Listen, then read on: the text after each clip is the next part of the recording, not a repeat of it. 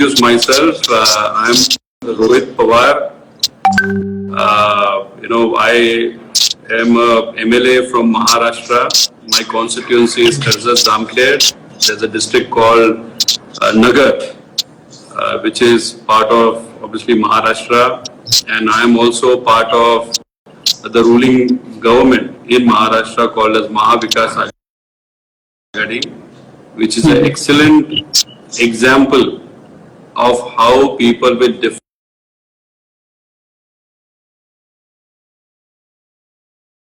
the state and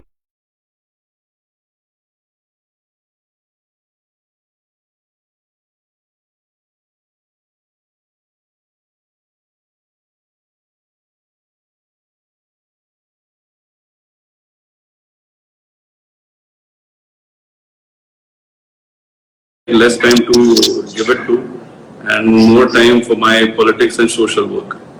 You see, certain people require introduction, but people like you, I think it's more than sufficient. Just the name tells a lot about them, and you are one of them.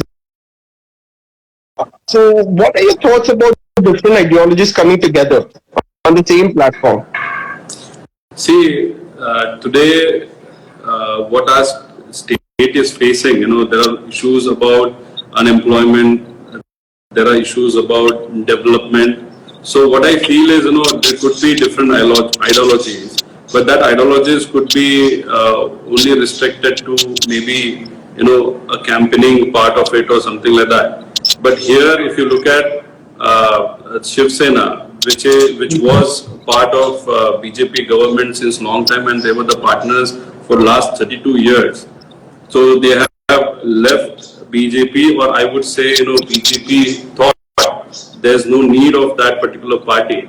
So then this party, and the other two parties, that is Congress and NCP, we all came together with a common cause, with a common agenda, which is on black and white paper. So wherein we want to work for the development of this state. So here, the example what we have created is, today, what are the issues? Today, what our state is facing, what the youth of this state is facing, and if we can solve that issues, and if we want to solve that issues, we can come together. So I think it's a great example, and after that, I think most of the other states have also followed the same combination, what I feel. That's great, but every politician, everybody now knows that you have to stay at home. So what do you think, or what would you recommend that young people do when they're staying at home? Besides, of course, political course or things like those. I think, social media, you can make good use of social media. Like, if you see in India and in Maharashtra, wherever it is outside India also, some people try to use social media in a very wrong way. You can call it to spread rumors or, to give false information to people. So I think on social media, we can definitely become influencers.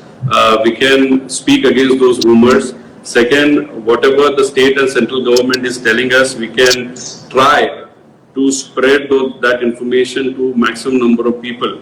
So that definitely we can do. A second thing is, if someone is doing good job, whether it is in your society, whether it is in your area, through your social media, you can,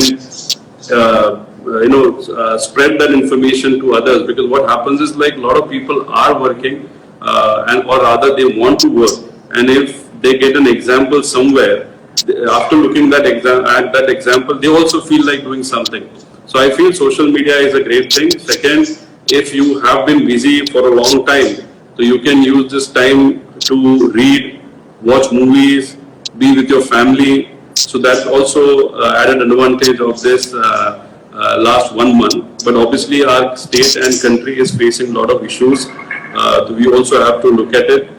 Coming years won't be very easy, very comfortable, whether it is a person staying in city or rural area. So we all also be ready for the challenges, what would be coming going forward. Okay, that's great. So what have you been doing this last 1 month besides social media? Of course, I'm sure this conversation, if you can enlighten all of us. Now see, what has happened is, I don't know how, but my mobile number, I only have one mobile. That number is pretty common now. On internet, someone has number. So every day I get around 500 to 600 calls. And those out of those calls, about 200 could be from my constituency, but 400 could be from different places. So whether it is farmers, whether it is people stuck in cities, or whether it is some rickshaw drivers or taxi drivers in the city, and also few people who have taken loans, whether it is short-term loans for their vehicles, houses. So they keep on calling and saying, we are facing such and such problem. So, can we do something about it? So through social media or through our government, we as MLAs, it's not only about me, but any MLA can call CM, or whether it is Deputy CM or ministers at any given point of time, and as per their time they talk to us. So what we do is we have become a bridge. So we listen to all these issues. We obviously, not all issues can be taken to the government. Few of the important issues we take it to the state government, and obviously state government is also continuously talking to a lot of people. They understand that particular issue, try to solve that issue, whether through a form of GR, or if small thing is needed or a big thing is needed. Obviously they take the decision through their procedure. So we have become a bridge of what people are facing, the issues what they are facing. Second, obviously social media is one part. My constituency is also there. I continuously keep on talking to the officers working in my constituency. One of the cities in my constituency is also a red area for corona. So continuously we have to talk to them. Today, a lot of issues about food not getting delivered or getting delivered late. So we have to solve all those issues. So continuously I need to be in touch with my people from my constituency, and whenever I get time, I talk to people outside my constituency, but casually call them and ask them and about their family, how they are. And obviously whatever time is there, I spend it with my family. That's great. That's great to hear.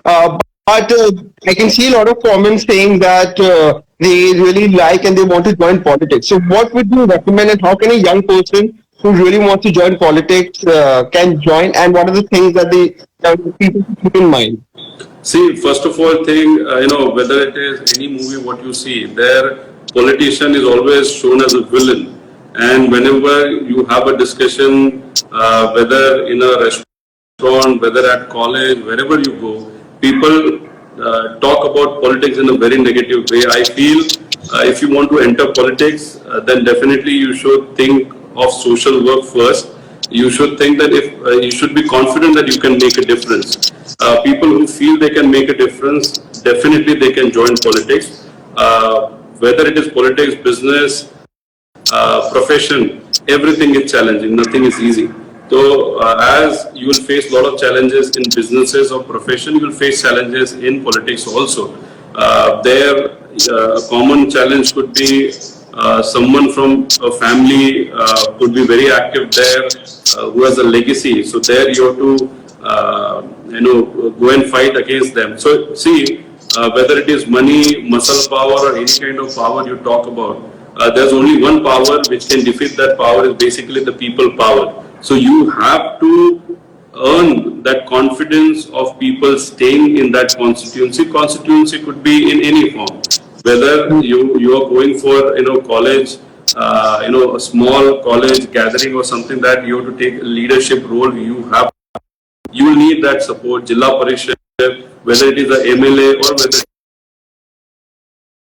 it is a MP election. So one thing positive about politics: use politics not as a form to get power, but a tool to do social work. Social work should be the main initiative, and once you get that power, you should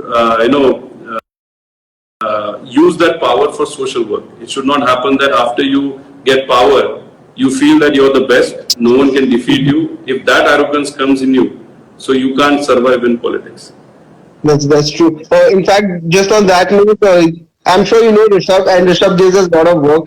So we have to keep him on board because just like this, he forced me to come for this live, and I'm glad that we are having this conversation, which is leading to another question. You mentioned about politics and ideology overall, because there is right and then there is left. Nowadays, young people are more inclined towards neither right nor left, and there's rise of centrism. So, what do you think about that? What are your thoughts on that? See, what I feel is today, as whether it is politics, you can always have your own style, and if you want to survive,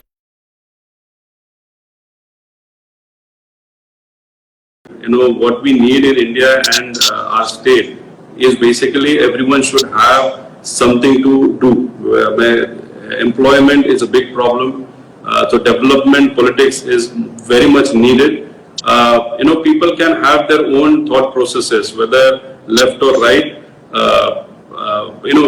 It could be just an ideology. But as far as today issues are concerned, it's more about employment, because unless most of the population in our country is not kept busy for something constructive, till then our country won't develop.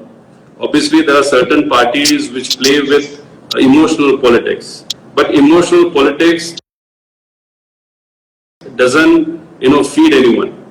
So what we need, according to me, is developmental politics, and obviously it is pretty away from left or right. It's more with central part, wherein you have to take people in confidence. People can have their own ideologies, but as far as politics is concerned or development is concerned, we only have to think about how we can give food to hungry, how we can give job to the educated and as well as unskilled people. So I think it's more about developmental politics. Rightly you mentioned about governmental politics, but nowadays what we all see is populist policies, wherein one talks about mandir yahi banega, other one talks about criticizing the opposite side. So, what do you think should be the right balance? And don't you think politicians should really change, because in 21st century in the digital world, we have politicians who make utilize, which definitely utilize social media, but do not really connect with the youth. So, what are your thoughts on that? See, people, the politicians who want to survive long have in the world.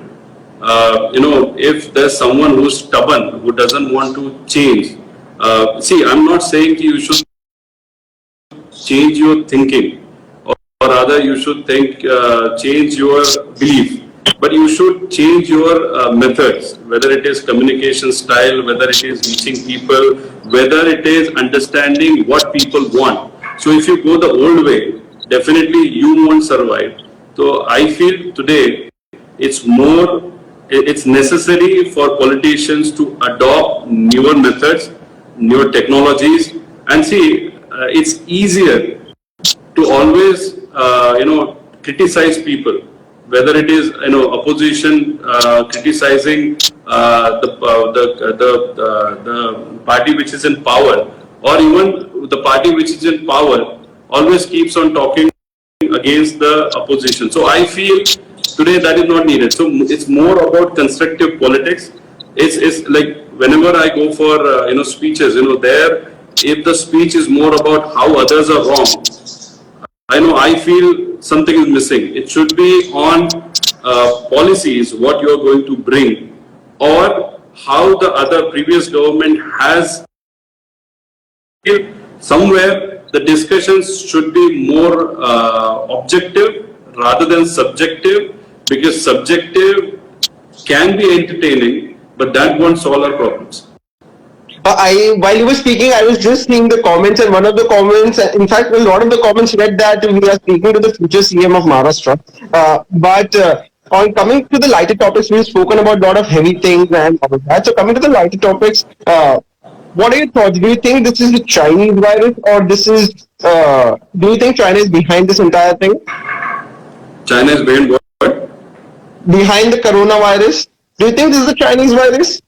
See, I would say it's a virus. Whatever the damage what it has caused is very high. A lot of people have lost their lives. A lot of people have got affected economically, whether it is in Maharashtra, whether it is in our country, or whether it is any country in the world. See, I don't know who's responsible for it, but I would definitely say that we need to change. We need to have, the policies have to change. Like for example, India is concerned. I always have been saying this, that it has started in China. So the companies who are already operating in China would be very careful in further investing in China. So they would need to divert their investment somewhere else. That could be, Vietnam, that could be anywhere else. So why can't it be India? And being a part of this state government, I would say why it can't be Maharashtra. So I think, we should have policies wherein it should promote industries in our country. When Diwali comes, whether it is normal light or whether it is firecrackers, everything is produced in China. Almost all the things wherein we should promote, to produce those things which would replace imports from China. So I would say let's not fight on who created this virus. This virus has already come. We have to see how we fight against this virus, and economically we have our own to protect industry in our country, in our state. I think we should work on it rather than blaming. See what's happening in US.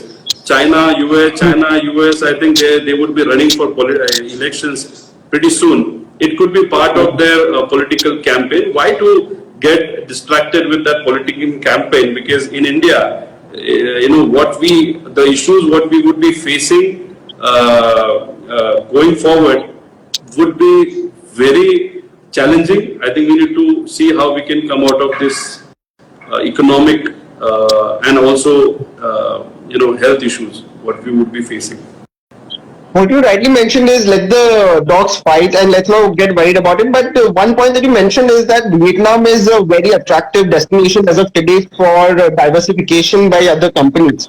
So, what do you think India as a whole and Maharashtra is first doing in order to attract investments? And what do you think we should do, specifically in regards to the state?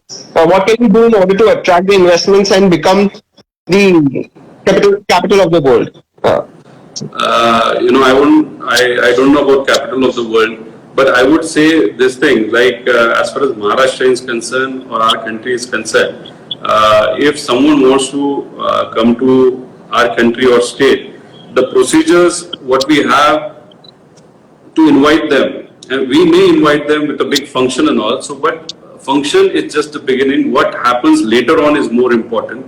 Licensing is the most important aspect. Second is land, to get that much of land. So according to me, we should have a very transparent system of people who want to come to India. So once they apply, we should know when they applied. We should have a very transparent system about the licensing. Once they apply for that licenses, they give all the documents what are needed. Once then we should have a target that after how many days we have to react to it. Then after we do that, where we can take them. So if you want to take to interiors of Maharashtra, we should explain them why, what are the benefits, whether we can SGST benefits we can offer them. Once we do that, we should also protect them from other issues, whether it is environment. For example, we should also put in some fixed norm before only about the environment. It should not happen, we invite them, they invest, and later on we say, no, you have to do this. So it has to be very transparent system, but we need to be very aggressive because these companies have, other options also. So it should not happen, we lose on it. So I think, to have transparent systems is the most important aspect. And second, like in India, in Maharashtra, we had this Make in Maharashtra, etc. concepts. I spoke to various companies. They said, we were very much impressed with the functions, functions which were organized for us in Mumbai. But later on, there was no person to coordinate with us.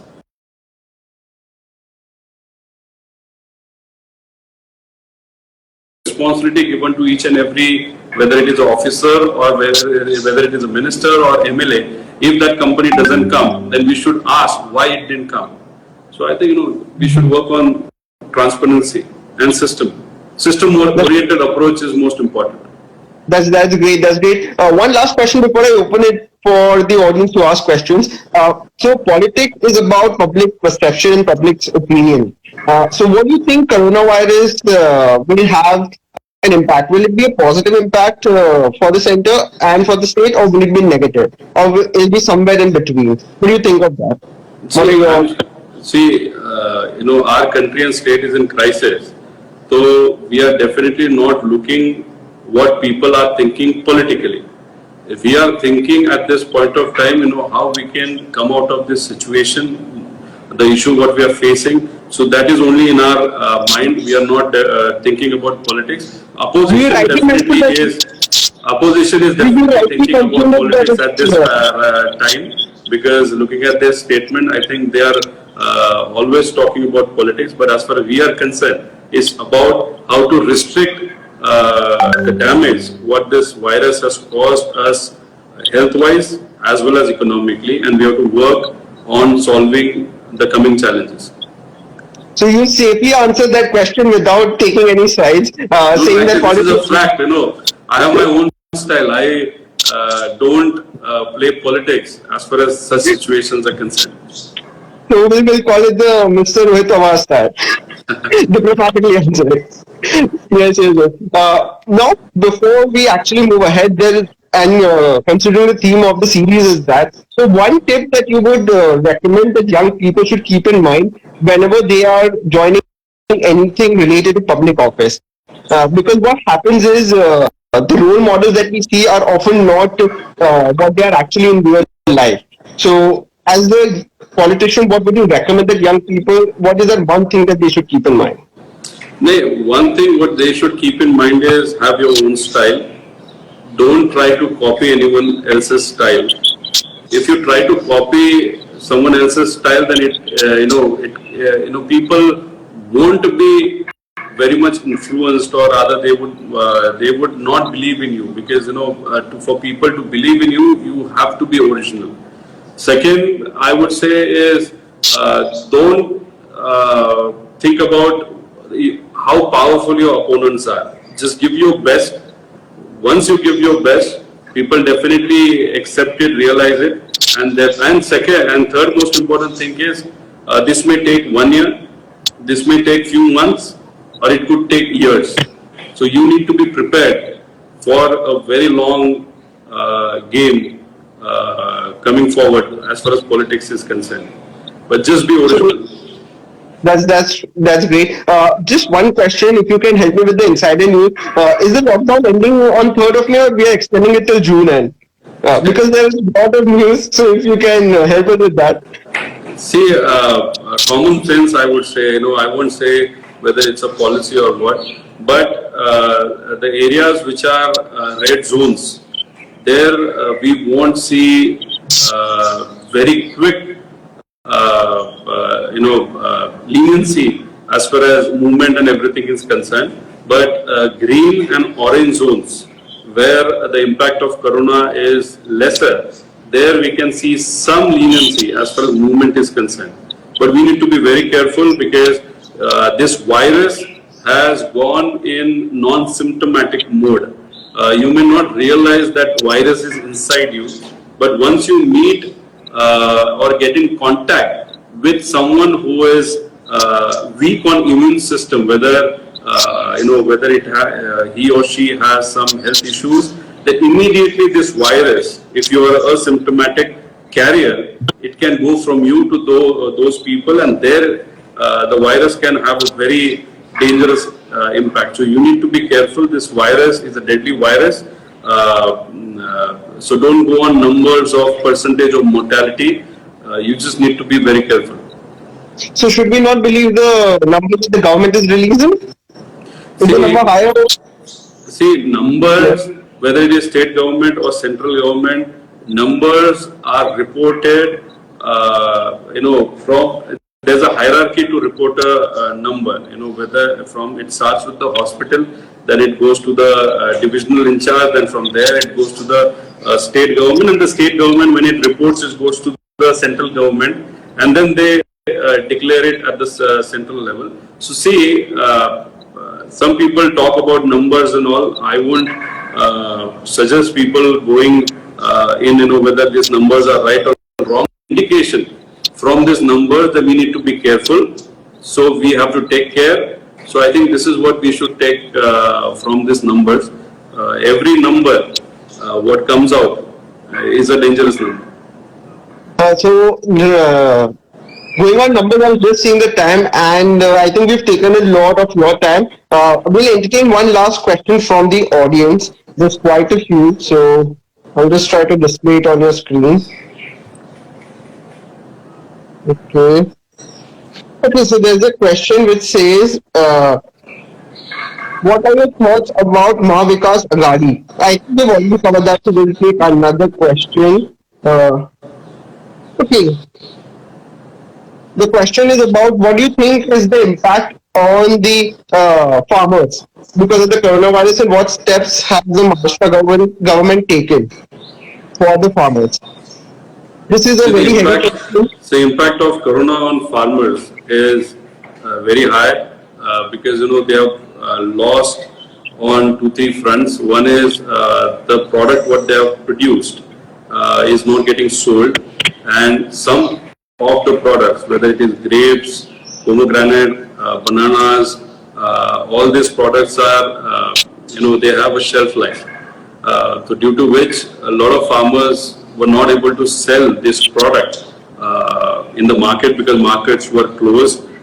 Even, the consumption by the hotels, restaurant, canteens, or anywhere else, exports also, it was reduced. So due to which the farmers are facing a lot of challenges. Even when this coronavirus had an impact on poultry production, which had an impact on corn production, also soybean production, the prices have fallen.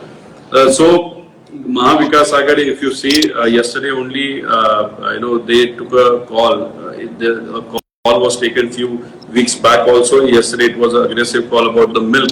They will be procuring milk, converting it into powder, and then later on using that powder for something, could be social or could be to sell it somewhere else. But that would definitely help the farmers because milk is a subsidiary business. In case of poultry also, they have helped to improve the sentiment because there was a rumor that poultry, chicken spreads coronavirus. So they did definitely help us to remove that rumor. Yesterday only we had a meeting of all the MLAs with their own constituency about planning for the coming crop, whether it is fertilizer, whether it is seeds, and all the planning has already started. Fertilizer movement has started. The seed movement has started. So we are definitely working on those lines. Whether it is cotton purchase was stopped, so we have requested the central government to start that purchase. Pulses purchase was stopped. It's a state government issue. They have started the purchase. A lot of issues are there. Similar issues are in the city also, whether it is unorganized sector, small and medium scale. So we all have to work on these issues. Some of the issues are central government related. Some issues are state government related. So state and central government have to leave politics apart and have to come together to work for the betterment of farmers, laborers, small and medium scale in industries, as well as the unorganized sector in the city. We also have to look at people who have bought flats, houses, cars, whether it is for own purpose, taxi, but now are not able to pay the EMI. So all these issues are getting cumulative, and this is definitely having a very much big impact on the economy.